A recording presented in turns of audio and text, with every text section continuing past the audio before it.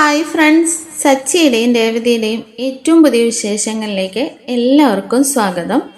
അങ്ങനെ നമ്മുടെ രേവതിയാണെങ്കിൽ പൂവിക്കാനായിട്ട് പോകുന്നുണ്ടല്ലോ. അങ്ങനെ സ്ഥിരമായിട്ട് കൊടുക്കുന്ന ഒരു കസ്റ്റമർ ഉണ്ട്. നല്ല ഒരു സാമ്പത്തികമുള്ള ഒരു മാഡമാണ് കേട്ടോ.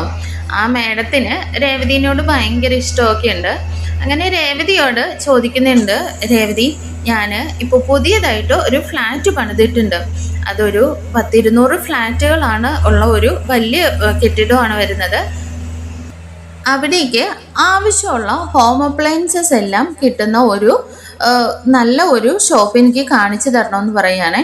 എനിക്കിവിടെ അങ്ങനെ അത്ര പരിചയമില്ല. അപ്പോൾ രേവതിക്കാകുമ്പോൾ ഇവിടെയെല്ലാം നന്നായിട്ട് അറിയാമല്ലോ. അങ്ങനെ വിശ്വസിക്കാൻ പറ്റുന്ന നല്ല ഒരു ഷോപ്പ് എനിക്ക് കാണിച്ചു തരണമെന്നൊക്കെ ഇങ്ങനെ പറയുന്നുണ്ട്. അങ്ങനെ നമ്മുടെ രേവതി ആ സമയം വിചാരിക്കുന്നത് ശ്രുതിയും ഉണ്ടല്ലോ, അപ്പോൾ ഹോം അപ്ലയൻസസിൻ്റെ ഷോപ്പാണ്, അവർക്ക് അത്രയും വലിയ ഓർഡർ കിട്ടുവാണെങ്കിൽ നല്ല ക്യാഷൊക്കെ കിട്ടുമല്ലോ എന്ന് പറഞ്ഞ് രേവതിക്ക് ഒരുപാട് സന്തോഷമാവുകയാണ് കേട്ടോ. അപ്പോൾ രേവതിയാണെങ്കിൽ പെട്ടെന്ന് തന്നെ ശ്രുതിയായിട്ട് കോണ്ടാക്ട് ചെയ്യാനായിട്ട് മാഡത്തിന് പറയുന്നുണ്ട്. അങ്ങനെ ശ്രുതിയുടെ നമ്പർ കൊടുത്തിട്ട്, മാഡം ഇതെൻ്റെ സിസ്റ്ററാണ്, അതുകൊണ്ട് തന്നെ നിങ്ങൾ ഉറപ്പായിട്ടും വിശ്വസിച്ച് ഏൽപ്പിക്കാവുന്നതാണെന്നൊക്കെ പറഞ്ഞ് രേവതി അവർക്ക് ശ്രുതിക്കും കൂടി വലിയൊരു ഓർഡർ പിടിച്ചു കൊടുക്കുന്നുണ്ട്. ഈ കാര്യം രേവതിയാണെങ്കിൽ നമ്മുടെ വർഷയോടും പറയുന്നുണ്ട് കേട്ടോ. വർഷേ, ഇതുപോലെ വലിയൊരു ഓർഡർ എൻ്റെ മുന്നിൽ വന്നു, അത് നമ്മുടെ ശ്രുതിക്കും പിടിച്ചു കൊടുത്തിട്ടുണ്ടെന്നൊക്കെ പറയുമ്പോൾ വർഷ പറയുന്നുണ്ട്, രേവതി ചേച്ചിക്ക് എത്ര കിട്ടിയാലും പഠിക്കില്ല. അതെ, ഈ സമയം അവരായിരുന്നെങ്കിലേ വേറെ എവിടെയെങ്കിലും രേവതി ചേച്ചിക്ക് ഒരു പൂ കിട്ടാൻ ഓർഡർ വന്നിരുന്നെങ്കിൽ അത് മറ്റാർക്കെങ്കിലും കൊടുത്തേനെ. അത്രത്തോളം കുശുമ്പുള്ള അവർക്ക് തന്നെ വേണോ രേവതി ചേച്ചി ഇത്ര വലിയ ഓർഡറൊക്കെ പിടിച്ചു കൊടുക്കാനായിട്ട്? അങ്ങനെയൊന്നുമില്ല വർഷേ. എന്തായാലും സച്ചിയേട്ടൻ്റെ ചേട്ടനല്ലേ, അപ്പോൾ അവർ സന്തോഷമായിട്ട് ഇരിക്കുമ്പോൾ നമുക്കും കൂടിയല്ലേ അതിന് സന്തോഷം, അല്ലാതെ നമുക്ക് എന്താന്ന് പറഞ്ഞിട്ട് രേവതി അങ്ങ് ഒഴിഞ്ഞു മാറുകയാണ് കേട്ടോ. എന്നാൽ നമ്മുടെ വർഷയ്ക്ക് ഇത് തീരെ അങ്ങോട്ട് സുഖിക്കുന്നില്ല. കാരണം വർഷ പറയുന്നുണ്ട്, രേവതി ചേച്ചീനെ എത്രമാത്രം ദ്രോഹിച്ചവരാണ് സച്ചിയേട്ടനെ രേവതി ചേച്ചിയും ആൻറ്റിയുടെ കൂടെ കൂടിയിട്ട് എപ്പോഴും കുറ്റം പറയുന്നവരാണ്. എന്നിട്ട് രേവതി ചേച്ചി വലിയ നന്മമരം കാണിക്കുക എന്നൊക്കെ പറഞ്ഞ് വർഷയും നല്ല ഇതൊക്കെ പറയുന്നുണ്ട് കേട്ടോ. എന്നാൽ ഈ സമയം നമ്മുടെ ചന്ദ്രമതി ആണെങ്കിൽ ശ്രുതിയോടൊരു ചെറിയ പിണക്കമൊക്കെ ആയിരിക്കുകയാണ്. എന്നാൽ ശ്രുതി വന്നിട്ട് ഇത്രയും വലിയ ഓർഡർ ഞാൻ കാരണം ശ്രുതിക്ക് കിട്ടിയെന്ന് പറഞ്ഞിട്ട് ശ്രുതി വന്നിട്ട് വീട്ടിൽ ചന്ദ്രമതിയോട് പറയുന്നുണ്ട്, ആൻറ്റി, ലക്ഷങ്ങളുടെ ഒരു വലിയ ഓർഡർ കിട്ടിയിട്ടുണ്ട്, അത് എൻ്റെ ഒരു ക്ലയൻസ് ആണ്, അവർ വന്ന് ഞാൻ പറഞ്ഞപ്പോൾ ശ്രുതിയുടെ കടയാണ് ഞാൻ കാണിച്ചു കൊടുത്തതെന്നൊക്കെ പറഞ്ഞ് ഇത് കേൾക്കുമ്പോൾ നമ്മുടെ ചന്ദ്രമതി അങ്ങ് ഫ്ലാറ്റായി പോവാണ്. ചന്ദ്രമതി പറയുന്നുണ്ട്, ശ്രുതി, നീ എന്താ പറഞ്ഞത്? അതെ ആൻറ്റി, അത് ഒരു ലാഭം തന്നെ ഒരു 50 ലക്ഷം രൂപയെങ്കിലും വരും, അത്രത്തോളം വലിയ ഫ്ലാറ്റുകളിലേക്കുള്ള ഓർഡറുകളാണ് കിട്ടിയിരിക്കുന്നതെന്ന് പറയുകയാണെ. ഇത് കേൾക്കുമ്പോഴേക്കും ചന്ദ്രമതി ശ്രുതിയോടുള്ള പിണക്കം എല്ലാം മറന്ന് വീണ്ടും ശ്രുതിയെ എടുത്ത് തലയിൽ വയ്ക്കുകയാണ് കേട്ടോ. അങ്ങനെ ശ്രുതിയും കൂടിയിട്ട് വലിയ ഓർഡറൊക്കെ കിട്ടിയല്ലോ, അതിന് ഭയങ്കര പൊങ്ങച്ചത്തിൽ ഇങ്ങനെ നടക്കുകയാണ്.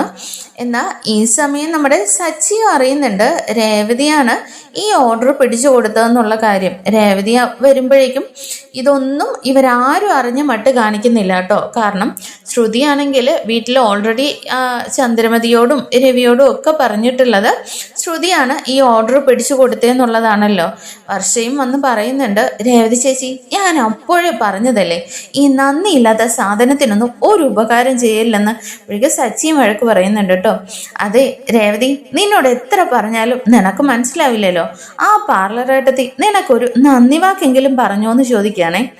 അതൊന്നും സാരമില്ല സച്ചിയേട്ടാ, ഞാൻ അതൊന്നും പ്രതീക്ഷിച്ചിട്ടല്ലല്ലോ, നമ്മുടെ കുടുംബത്തിനെ നല്ലതിന് വേണ്ടിയിട്ടല്ലേ എന്ന് പറഞ്ഞിട്ട് രേവതി വലിയ നന്മമരം കളിക്കുകയാണ് കേട്ടോ. നമ്മുടെ സച്ചിക്കും ഇത് ഭയങ്കര ദേഷ്യം വന്നിട്ട്, നിന്നോട് ഒന്നും പറഞ്ഞിട്ട് കാര്യമില്ല എന്നും പറഞ്ഞ് സച്ചി ഒരു ട്രിപ്പ് വന്നിട്ട് അങ്ങ് പോവാണ്. ഈ സമയം നമ്മുടെ ശ്രുതിയും കൂടി ചേർന്നിട്ട് കണക്കൊക്കെ എടുക്കുകയാണ് കേട്ടോ. അങ്ങനെ ശ്രുതിയാണെങ്കിൽ ലിസ്റ്റ് ഫുള്ള് നോക്കിയിട്ട് പറയുന്നുണ്ട്, ശ്രുതി ഇങ്ങോട്ടേക്ക് നോക്ക്, നമ്മുടെ ഇത്രയും പ്രോഫിറ്റ് എല്ലാം നോക്കിയിട്ട് ഈ ബിസിനസ് നന്നായിട്ട് ഡീൽ ചെയ്താലേ നമ്മുടെ കയ്യിൽ 48 ലക്ഷം രൂപയാണ് കിട്ടാൻ പോകുന്നതെന്ന് പറയുകയാണേ. അപ്പോഴേക്കും ശ്രുതിക്ക് അങ്ങോട്ട് തൃപ്തിയാവുന്നില്ല കേട്ടോ. ശ്രുതി പറയുന്നുണ്ട്, ശ്രുതി, നമ്മൾ ഇത്രയും വലിയ ഓർഡർ കിട്ടി, ഇത്രയും ഫ്ലാറ്റുകളിലേക്കുള്ള ഫുൾ ഹോം അപ്ലയൻസസും കൊടുക്കാന്നല്ല പറഞ്ഞിരിക്കുന്നത്, എന്നിട്ടും ഇത്ര നിസ്സാരമായിട്ടുള്ള തുകയെ നമുക്ക് ലാഭമായിട്ട് കിട്ടുന്നുള്ളൂ എന്ന് ചോദിക്കുന്നുണ്ടേ. എന്നാൽ ശ്രുതി പറയുന്നുണ്ട്, ശ്രുതി എന്താ പറയുന്നത്, 48 ലക്ഷം രൂപ എന്ന് പറയുന്നത് നിസ്സാരമാണോ? ഈ സമയത്ത് ഇത്ര വലിയൊരു തുക നമുക്ക് കിട്ടുക എന്ന് പറയുന്നത് വലിയ കാര്യമല്ലേ, അതിനെ നിസ്സാരമാക്കുവാണോ എന്ന് ചോദിക്കുന്നുണ്ട്. എന്നാൽ ശ്രുതി പറയുന്നുണ്ട്, ശ്രുതി നീയല്ലേ ഈ ബില്ലൊക്കെ ഇട്ട് ഇപ്പോൾ കണക്ക് കൂട്ടിയേക്കുന്നത്, ഇതൊക്കെ മൊത്തം കുറച്ചാണല്ലോ ഇട്ടിരിക്കുന്നത്, ഇത്രയും കുറവ് വിലയിൽ കൊടുത്താൽ നമുക്ക് ലാഭം കുറച്ചല്ലേ കിട്ടുള്ളൂ.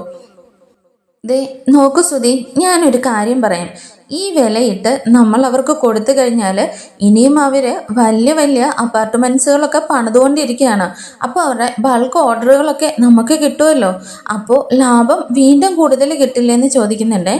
എന്നാൽ ഇതിലൊന്നും നമ്മുടെ ശ്രുതി അങ്ങോട്ട് തൃപ്തനാവുന്നില്ല കേട്ടോ. അങ്ങനെ ശ്രുതി ഇട്ട ബില്ലിനെ കൂടാതെ തന്നെ ശ്രുതിയാണെങ്കിൽ പുതിയതായിട്ടൊരു ബില്ലും കൂടി അങ്ങ് ഇടുന്നുണ്ട്. കാരണം റീറ്റെയിലായിട്ട് നമ്മൾ ഷോറൂമിൽ കൊടുക്കുന്നുണ്ടല്ലോ, അതേ വിലയിട്ട് തന്നെ നമ്മുടെ ശ്രുതി ഓരോ ഫർണിച്ചറുകളും എല്ലാം ഇട്ട് ബില്ല് സെറ്റ് ചെയ്യുന്നുണ്ട് കേട്ടോ. അങ്ങനെ ശ്രുതി ബില്ലിട്ട് കഴിയുമ്പോൾ തന്നെ നോക്കുമ്പോൾ ഒരു 70 ലക്ഷം രൂപയോളം ലാഭം വരുന്നുണ്ട്. അങ്ങനെ ശ്രുതിയാണെങ്കിൽ ഈ ബില്ല് രണ്ടും കൂടി ഇരുന്ന് കമ്പയർ ചെയ്യുന്നുണ്ട് കേട്ടോ. ഓ, ശ്രുതിയിട്ട ബില്ല് നോക്കുമ്പോൾ ഇരട്ടി ലാഭമാണ് ഞാനിട്ട ബില്ലിനകത്തൊന്നും ഉണ്ടാവുന്നത്. സച്ചി എപ്പോഴും പറഞ്ഞ് നടക്കാറുണ്ട് ഞാനൊരു പഠിച്ച മണ്ടനാണെന്ന്. ഇത്രയധികം പൈസ എൻ്റെ കയ്യിൽ വന്നാൽ മാത്രമേ എൻ്റെ ഡിഗ്രിയുടെ വില ഞാൻ അവർക്ക് മുമ്പിൽ കാണിക്കാൻ പറ്റത്തുള്ളൂ, എനിക്ക് പെട്ടെന്ന് തന്നെ ഒരു മില്ലിയനർ ആവാൻ പറ്റുള്ളൂ എന്നൊക്കെ പറഞ്ഞിട്ട് ശ്രുതി ഇങ്ങനെ ഇരുന്ന് സംസാരിക്കുകയാണ് കേട്ടോ. എന്നാൽ അപ്പോഴാണ് ശ്രുതി ചിന്തിക്കുന്നത്, കാരണം ശ്രുതി ഇട്ട ബില്ലുണ്ടല്ലോ അത് ഓൾറെഡി അവർക്ക് ആ കസ്റ്റമേഴ്സിന് ഇട്ട് കൊടുത്തിട്ടുണ്ടായിരുന്നു. അപ്പോഴേക്കും ശ്രുതി ഓർക്കുന്നുണ്ട്, ഓ ആ ബില്ല് ഇനിയിപ്പോൾ വിലയിലൊന്നും മാറ്റം വരുത്താനും പറ്റില്ലല്ലോ, ഇനി എന്താണ് ഒരു വഴിയെന്ന് ഇങ്ങനെ ചിന്തിക്കുന്ന സമയത്ത് നമ്മുടെ ശ്രുതിയുടെ കുറുക്കു ബുദ്ധിയിൽ ഒരു ഐഡിയ തെളിയുന്നുണ്ട് കേട്ടോ. ശ്രുതിയാണെങ്കിൽ ഓർക്കുന്നുണ്ട്, അപ്പോൾ ഈ വിലയിലുള്ള സാധനങ്ങൾ തന്നെ കൊടുക്കാമല്ലോ, അപ്പം അതിലും കുറഞ്ഞ വിലയിലുള്ള ഫർണിച്ചറുകൾ കിട്ടുന്ന കടയിൽ കിട്ടുമല്ലോ. അങ്ങനെ ആ കുറഞ്ഞ വിലയിലുള്ള ഫർണിച്ചറുകളെല്ലാം തന്നെ കൂടിയ വിലയ്ക്ക് വിൽക്കാമെന്നാണ് നമ്മുടെ ശ്രുതി ചിന്തിക്കുന്നത്. അങ്ങനെ ഓർഡർ കൊടുത്ത ആ മാഡത്തിൻ്റെ മാനേജറായിട്ടുള്ള 2 സ്ത്രീകൾ ഈ സാധനങ്ങളൊക്കെ പർച്ചേസ് ചെയ്യാൻ വേണ്ടിയിട്ട് നമ്മുടെ ശ്രുതിയുടെ ഷോറൂമിലേക്ക് വരുന്നുണ്ട്. അവരെ നല്ല രീതിയിലൊക്കെ സ്വീകരിക്കുന്നുണ്ട് കേട്ടോ. ഈ സമയം ശ്രുതി കടയിലുണ്ടായിരിക്കില്ല. അങ്ങനെ നമ്മുടെ രേവതിയോടും സച്ചിയോടും ഉള്ള വിശ്വാസത്തിൻ്റെ പുറത്താണ് അവർ പെട്ടെന്ന് തന്നെ ഷോപ്പിലേക്ക് വരുന്നത്. അങ്ങനെ അവർ പറയുന്നുണ്ട്, ഇപ്പോൾ ഒരു ഫ്ലാറ്റിലേക്കുള്ള സാധനങ്ങൾ മാത്രമാണ് ഞങ്ങൾ പർച്ചേസ് ചെയ്യുന്നത്, പിന്നെ ഓരോന്ന് ആകുമ്പോഴേക്കും ഞങ്ങൾ വന്ന് അത് കളക്ട് ചെയ്തോളാം, ഇപ്പോൾ ബില്ലും കാര്യങ്ങളും ഒക്കെ സെറ്റ് ചെയ്യാമെന്നും പറഞ്ഞിട്ട് അവർ സാധനങ്ങളെല്ലാം നോക്കുന്നുണ്ട് കേട്ടോ. അപ്പോഴേക്കും നമ്മുടെ ശ്രുതി പറയുന്നുണ്ട്, അതൊന്നും നിങ്ങൾ ടെൻഷൻ അടിക്കണ്ട, ഇപ്പോൾ നിങ്ങൾക്ക് കൊണ്ടുപോകാനുള്ള സാധനങ്ങളെല്ലാം റെഡിയാണെന്നും പറഞ്ഞിട്ട് ആ സാധനങ്ങളെല്ലാം കാണിച്ചു കൊടുക്കുന്നുണ്ട്. അങ്ങനെ അവരെല്ലാം നോക്കി ചെക്ക് ചെയ്തിട്ട് ശരി ഓക്കെ ആണെന്ന് പറയുന്നുണ്ട്. അങ്ങനെ ശ്രുതി തന്നെ അവർക്കൊരു വണ്ടിയൊക്കെ അറേഞ്ച് ചെയ്തിട്ട് സാധനങ്ങളെല്ലാം കയറ്റി അയക്കുന്നുണ്ട് കേട്ടോ. അങ്ങനെ ഫ്ലാറ്റിൽ കൊണ്ട് ഇറക്കുന്നതിന് മുമ്പായിട്ട് ഇവർ സ്ത്രീകളാണല്ലോ വന്നിരുന്നത്. അത് വലിയ ഫ്ലാറ്റുകളുടെ മൊത്തം ഡീലോ ഒക്കെ ഉള്ളതുകൊണ്ട് തന്നെ അവർ ഒരാളെ വിളിച്ചിട്ട് ഫർണിച്ചറുകളും എല്ലാ സാധനങ്ങളും ചെക്ക് ചെയ്യിക്കുന്നുണ്ട് കേട്ടോ. അങ്ങനെ അയാൾ വന്നിട്ട് പറയുന്നുണ്ട്, മാഡം നിങ്ങളെ ആരെങ്കിലും പറ്റിച്ചോ, നിങ്ങൾ അറിയാത്ത കടയിൽ നിന്നാണോ പോയി ഷോപ്പ് ചെയ്തതെന്ന് ചോദിക്കുന്നുണ്ട്. ഏയ് അല്ല, ഞങ്ങൾ എല്ലാം നോക്കിയതാണല്ലോ, എന്താ പ്രശ്നം എന്ന് പറയുകയാണേ. അപ്പോൾ അയാൾ അതെല്ലാം ചെക്ക് ചെയ്തിട്ട് പറയുന്നുണ്ട്, മാഡം എന്തായാലും നിങ്ങളെ അയാൾ നന്നായിട്ട് ചതിച്ചിട്ടുണ്ട്, ഇത്ര വില അധികം കൊടുത്തിട്ട് ഇത്ര ക്വാളിറ്റി ഇല്ലാത്ത സാധനങ്ങളാണോ നിങ്ങൾ മേടിച്ച് വെച്ചിരിക്കുന്നത്? നിങ്ങൾ അപ്പാർട്ട്മെൻറ്റുകളിലേക്കൊക്കെ ആവുമ്പോൾ ഒരുപാട് നാൾ നിൽക്കുന്ന നല്ല ക്വാളിറ്റി സാധനങ്ങളൊക്കെ വാങ്ങിക്കണ്ടായിരുന്നു എന്ന് ചോദിക്കുകയാണേ. അപ്പോൾ ഇവർ പരസ്പരം നോക്കുന്നുണ്ടെങ്കിലും ഇവർക്കും കാര്യമൊന്നും മനസ്സിലാവുന്നില്ലല്ലോ. അങ്ങനെ വീണ്ടും അയാൾ പറയുന്നുണ്ട്, മാഡം എന്തായാലും ചെറിയ വിലയിൽ കിട്ടുന്ന സാധനങ്ങളാണ്, അത് ഏകദേശം മാസങ്ങൾ മാത്രമേ ചിലപ്പോൾ വർക്ക് ചെയ്തെന്ന് വരികയുള്ളൂ, നിങ്ങളോട് വലിയ വില മേടിച്ചിട്ട് ആ കടക്കാരൻ പറ്റിച്ചിരിക്കുകയാണെന്ന് പറയുന്നുണ്ട്. അങ്ങനെ ഇവർ നേരെ ചെല്ലുന്നത് നമ്മുടെ വർഷ വർക്ക് ചെയ്യുന്ന റെസ്റ്റോറൻറ്റിലേക്കാണ് കേട്ടോ. നമ്മുടെ വർഷ പുതിയതായിട്ട് ഒരു റെസ്റ്റോറൻറ്റ് ആരംഭിച്ചിട്ടുണ്ട്. അവിടെ വെച്ചിട്ടാണ് നമ്മുടെ രേവതിയും ഇവരും തമ്മിൽ ഈ ഓർഡറുകളൊക്കെ നമ്മുടെ ശ്രുതിക്ക് വാങ്ങി കൊടുക്കുന്നതും. എന്നാൽ വർഷയാണെങ്കിൽ അപ്പോൾ തന്നെ രേവതിയോട് പറഞ്ഞതുമാണ്. എന്നാൽ രേവതി അതൊന്നും കേട്ടില്ലല്ലോ. അങ്ങനെ ഇവർ വന്നിട്ട് വർഷയോട് കംപ്ലൈൻറ്റ് പറയുന്നുണ്ട് കേട്ടോ. ഇങ്ങനെ ഇത്രയും അപ്പാർട്ട്മെൻറ്റുകളിലേക്കുള്ള സാധനങ്ങളുടെ വലിയ ഓർഡർ കൊടുത്തിട്ട് ഞങ്ങൾക്ക് ഇത്രയും ചീപ്പായിട്ടുള്ള സാധനങ്ങളാണ് തന്നിരിക്കുന്നതെന്നേ. എന്നാൽ വർഷ പറയുന്നുണ്ട്, അയ്യോ ചേച്ചി, നിങ്ങൾക്ക് എന്തെങ്കിലും മിസ്റ്റേക്ക് സംഭവിച്ചായിരിക്കാം. ഞാനും ഇതേ ഷോപ്പിൽ നിന്നാണ് ഇവിടെയുള്ള ഫർണിച്ചറുകൾ മൊത്തം വാങ്ങിയിരിക്കുന്നത്. ഇതെല്ലാം നല്ലതാണല്ലോ എന്ന് പറയുന്നുണ്ട്. അപ്പോഴേക്കും അവർ ചോദിക്കുന്നുണ്ട്, ഓ അതെന്താ വർഷേ, നിനക്ക് നല്ലത് തന്നിട്ട് ഞങ്ങൾക്ക് ചീപ്പ് തന്ന് പറ്റിക്കാന്ന് കരുതിയോ? എന്തായാലും രേവതിയോടും കൂടിയൊന്നും പറഞ്ഞേര്. രേവതിയോടുള്ള വിശ്വാസത്തിൻ്റെ പുറത്താണ് ഞങ്ങൾ ഇത്രയും വലിയ ഓർഡർ കൊടുത്തതെന്നൊക്കെ പറയുന്നുണ്ട്. അവരങ്ങ് വല്ലാതെ പറഞ്ഞിട്ട് ശ്രുതിയോടും ഇനി ഞങ്ങൾക്ക് ചെയ്തു തന്ന സഹായങ്ങളൊക്കെ മതി, ഇനി എന്തായാലും ഇനി ഈ ഓർഡർ ഞങ്ങൾക്ക് വേണ്ട എന്നൊക്കെ അവർ പറയുന്നുണ്ട് കേട്ടോ. എന്നാൽ വർഷ പറയുന്നുണ്ട്, അതെ ശ്രുതി ചേച്ചിയോട് നിങ്ങൾ നേരിട്ട് തന്നെ വിളിച്ചു പറഞ്ഞു എന്നും പറഞ്ഞ് വർഷ അതിനകത്ത് നിന്ന് അങ്ങ് കൈയൊഴിയുന്നുണ്ട്. കാരണം ഇതിനകത്തൊന്നും ഞാനില്ല എന്നുള്ള രീതിയിൽ അവരങ്ങ് പോയി കഴിയുമ്പോഴേക്കും വർഷ മനസ്സിൽ വിചാരിക്കുന്നുണ്ട്, എന്തായാലും ശ്രുതി ചേച്ചിക്കും ശ്രുതിയേട്ടനും ഇത് തന്നെ വേണം. അവർക്കേ കുറച്ച് പൈസ കയ്യിലോട്ട് വരുമെന്ന് കണ്ടപ്പോഴേക്കും എന്തൊരു അഹങ്കാരമായിരുന്നു. പാവം രേവതി ചേച്ചി കൊണ്ടുവന്ന ഓർഡറിന് ഒരു നന്ദി പോലും പറയാതെയാണ് ആൻറ്റിയുടെ കൂടെ ചേർന്നിട്ട് വീണ്ടും വലിയ ആട്ടം ആടാൻ തുടങ്ങിയത്. എന്തായാലും ഇത് തന്നെ അവർക്ക് വേണമെന്നൊക്കെ പറഞ്ഞിട്ട് വർഷം ഇങ്ങനെ മനസ്സിൽ ചിന്തിക്കുന്നുണ്ട് കേട്ടോ. ഈ സമയം ആ മേഡം ഉണ്ടല്ലോ, ആ മേഡം തന്നെ നേരിട്ട് ശ്രുതിയെ വിളിക്കുന്നുണ്ട്, നേരിട്ടൊന്ന് കാണണമെന്നും പറഞ്ഞ്. ഈ സമയം ഷോപ്പിലിരുന്നിട്ട് ശ്രുതി ഭയങ്കര ഹാപ്പി ആയിട്ട് കണക്കൊക്കെ നോക്കിയിട്ട് സന്തോഷിച്ചിരിക്കുകയാണ് കേട്ടോ. കാരണം ഇത്രയധികം ലാഭം കിട്ടിയല്ലോ. ഒരു അപ്പാർട്ട്മെൻറ്റിലേക്കുള്ള ഒരു ഫ്ലാറ്റിലേക്കുള്ള സാധനങ്ങൾ കൊടുത്തപ്പോൾ തന്നെ ഇത്രയും വലിയ ലാഭം കിട്ടിയെങ്കിൽ ഇനി ഞങ്ങൾ കോൾ അടിക്കും, ഉടനെ തന്നെ ഞാൻ വലിയൊരു ബിസിനസ് മാൻ ആവും എന്നൊക്കെ പറഞ്ഞിട്ട് ഭയങ്കര സന്തോഷത്തിലിരിക്കുകയാണ്. അങ്ങനെ ഇതൊന്നും അറിയാതെ നമ്മുടെ ശ്രുതിയാണെങ്കിൽ മാഡത്തിൻ്റെ അടുത്തേക്ക് ചെല്ലുന്നുണ്ട്. അവിടെ ചെന്നിട്ട് അവർ സംഭവിച്ച കാര്യങ്ങളെല്ലാം പറയുന്നുണ്ട് കേട്ടോ.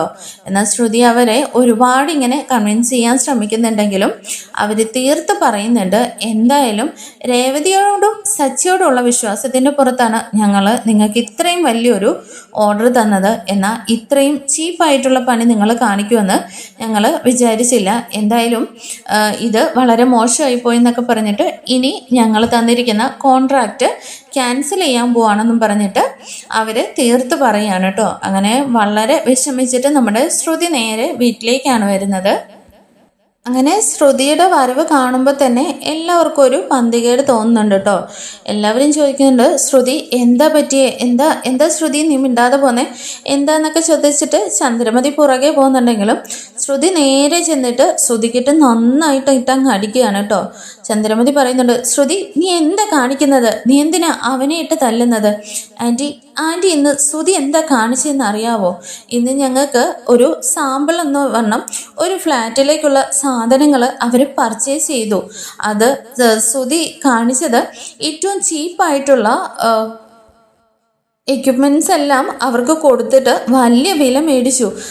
അധികം മോഹം കൊണ്ട്, പണത്തിനോടുള്ള ആർത്തി കൊണ്ട് ശ്രുതി ചെയ്ത ഈ കാര്യത്തിന് എന്താ തിരിച്ചു കിട്ടിയെന്നറിയോ? ഞങ്ങൾക്ക് കിട്ടിയ ആ വലിയ ഓർഡർ തന്നെ അവർ ക്യാൻസൽ ചെയ്തു കളഞ്ഞു എന്ന് പറയുകയാണേ. ശ്രുതി അപ്പോൾ ചോദിക്കുന്നുണ്ട്, ശ്രുതി നീ എന്താ പറയുന്നത്, ഓർഡർ ക്യാൻസൽ ആയെന്നോ? അതെ, എല്ലാം ശ്രുതി ഒറ്റ ഒരാൾ കാരണമാണ്. ശ്രുതിയുടെ മണ്ടത്തരം മാത്രമല്ല, ശ്രുതിയുടെ ആക്രാന്തം മൂലമാണ് ഇത്രയും സംഭവിച്ചതെന്നൊക്കെ പറഞ്ഞിട്ട് ശ്രുതി ഇങ്ങനെ ഭയങ്കര വയലൻ്റ് ആവുകയാണ് കേട്ടോ. അവിടെ വിളിച്ചിരുത്തി എന്നെ എത്രത്തോളം തരം താഴ്ത്തിയാണ് സംസാരിച്ചതെന്നറിയോ? അവരുടെ മുമ്പിൽ ഞാൻ നാണം കെട്ട് തല കുനിച്ചാണ് ഇറങ്ങി വന്നതെന്നൊക്കെ പറഞ്ഞിട്ട് ശ്രുതി ഇങ്ങനെ കിടന്ന് ദേഷ്യപ്പെടുവാണ്. ശ്രുതി, ഇന്ന് ഞാൻ അവിടെ ചെന്നപ്പോൾ അവരെന്താ പറഞ്ഞെന്നറിയോ? സച്ചിൻ രേവതിയും നല്ല മനുഷ്യരാണ്. അവരെ പോലെ നല്ലവരായിരിക്കും. അവരോടുള്ള വിശ്വാസത്തിന് പുറത്താണ് ഇത്രയും വലിയ ഓർഡർ തന്നത്. എന്നാൽ നമ്മൾ കൂടിയ വിലയ്ക്ക് കുറഞ്ഞ സാധനങ്ങൾ കൊടുത്ത് അവരെ പറ്റിച്ചു എന്നും പറഞ്ഞ് അവരിപ്പോൾ പോലീസിൽ കേസ് ഫയൽ ചെയ്തിട്ടുണ്ട്. തന്നെയല്ല, ഇനി നമ്മുടെ ഷോറൂമിൻ്റെ കാര്യം എന്താവും? ആ സാധനങ്ങൾ മുഴുവൻ റിട്ടേൺ ആയിട്ടുണ്ട്. ഇനി നമ്മുടെ ഷോറൂമിൽ ആരെങ്കിലും കയറി സാധനങ്ങൾ വാങ്ങിക്കുമെന്നൊക്കെ ചോദിച്ചിട്ട് ശ്രുതി ഇങ്ങനെ പറയാട്ടോ. ഇതെല്ലാം കേട്ട് എല്ലാവരും ഇങ്ങനെ ഷോക്കായി നിൽക്കുകയാണ്. എന്നാൽ വർഷ പറയുന്നുണ്ട്, ശ്രുതി ചേച്ചി ഈ സമയം പറയുന്നത് ശരിയാണോ എന്നറിയില്ല, എന്നാൽ ഇപ്പം പറഞ്ഞില്ലെങ്കിലേ അതിന് കറക്റ്റായിട്ടുള്ള ഒരു എഫക്റ്റും കിട്ടില്ല.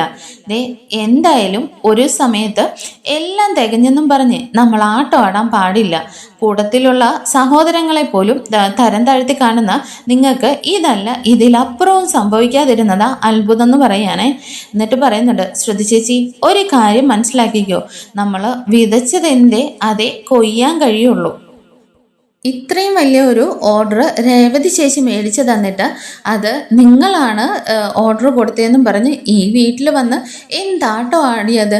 ഞാനതിനെ ചോദ്യം ചെയ്തപ്പോൾ എന്നെ വരെ നിങ്ങൾ അപമാനിക്കാൻ ശ്രമിച്ചില്ലേ? എന്നിട്ട് പാവം രേവതി ചേച്ചീനെ നിങ്ങൾ അത്രയും തരം താഴ്ത്തുകയും ചെയ്തു. ഒരു നല്ല വാക്കെങ്കിലും പറയാനായിട്ട് നിങ്ങൾക്ക് തോന്നിയോ? അതിനൊക്കെ ദൈവം തന്ന ശിക്ഷയാണിത്. ഇപ്പോൾ ഇത്രയും വലിയ നഷ്ടത്തിന് ഉത്തരവാദി നിങ്ങളുടെ ഭർത്താവ് തന്നെയല്ലേ? അതിമോഹം ആപത്താണെന്നുള്ളത് സത്യമേ നിങ്ങളുടെ ഭർത്താവ് തന്നെ മനസ്സിലാക്കണം. ഈ സമയം സച്ചി പറയുന്നുണ്ട്, നോക്കച്ച കണ്ടില്ലേ, ഇവനോടുള്ള വിശ്വാസം കൊണ്ടൊന്നുമല്ല, ഞങ്ങളോടുള്ള വിശ്വാസം കൊണ്ടാണ് അവന് ഇത്രയും വലിയ ഓർഡർ എന്നിട്ട് അതുപോലെ നേരെ ചൊവ്വേ ഡീൽ ചെയ്യാൻ ഇവനെ കൊണ്ടൊന്നും പറ്റില്ല എന്ന് പറയുന്നുണ്ട്. എന്നാൽ ശ്രീകാന്ത് പറയുന്നുണ്ട്, അതെ ഇനിയിപ്പോൾ എന്തായാലും സുധിയേട്ടൻ്റെ കടയിൽ കച്ചവടങ്ങളൊന്നും ഉടനെ നടക്കുമെന്ന് തോന്നുന്നില്ല. ഇത്ര വലിയ ഓർഡറുകളൊക്കെ ഇത്രയും നാശമായി കഴിയുമ്പോഴേക്കും ഈ ന്യൂസ് ഉടനെ തന്നെ ഫ്ലാഷ് ആവാനായിട്ട് ചാൻസ് ഉണ്ട്. അപ്പോൾ ഇനി ഒരിക്കലും ഈ കടയിലിരിക്കുന്ന സാധനങ്ങളൊക്കെ വിറ്റുപോയില്ല എന്ന് പറയുന്നുണ്ട്.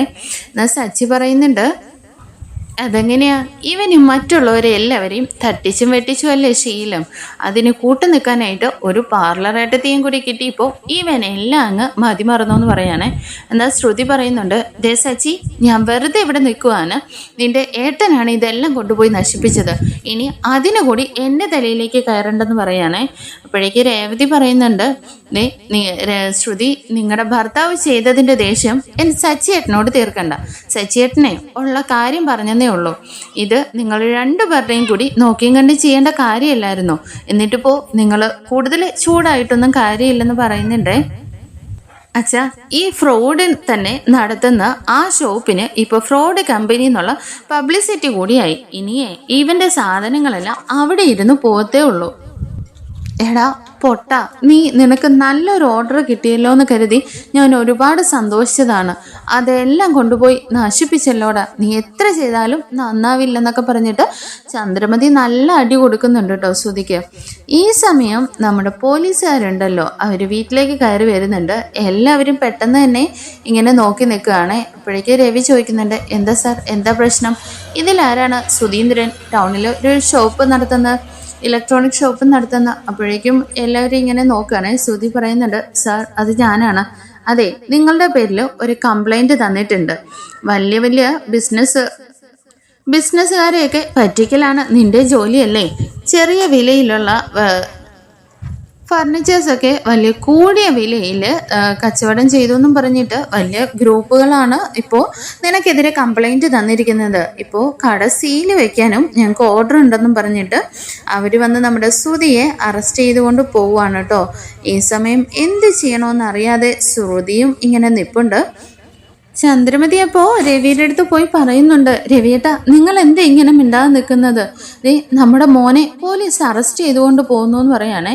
രവി അപ്പോഴൊന്നും മിണ്ടുന്നില്ലെങ്കിലും വീണ്ടും ചന്ദ്രമതി, ശ്രീകാന്തെ നീ എന്തെങ്കിലും ചെയ്യടാ, എടാ അവനെ പോലീസ് കൊണ്ടുപോകുന്നു എന്ന് പറയുമ്പോഴേക്കും, അതെ ഇതെല്ലാം സുധിയേട്ടൻ തന്നെ ഒപ്പിച്ച പരിപാടിയല്ലേ, വെറുതെ ബാക്കിയുള്ളവർക്കും കൂടി നാണക്കേടാക്കാൻ എന്നൊക്കെ പറയുന്നുണ്ടേ.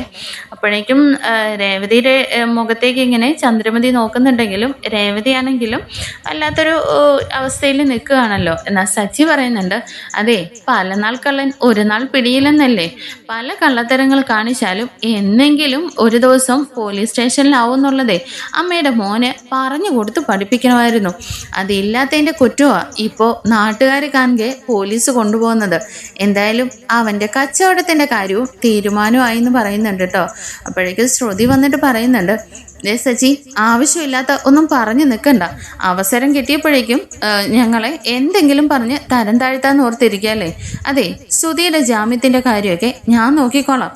എന്തായാലും നീ അതിനു വേണ്ടി ബുദ്ധിമുട്ടിക്കണ്ടെന്നും പറഞ്ഞിട്ട് ശ്രുതി അവിടെ നിന്ന് ദേഷ്യപ്പെട്ട് അങ്ങ് പോകുന്നുണ്ട്. അപ്പോൾ ഇനി എന്താണ് അടുത്ത വരാൻ പോകുന്നതെന്ന് കാത്തിരുന്ന് കാണാം. Thank you for watching.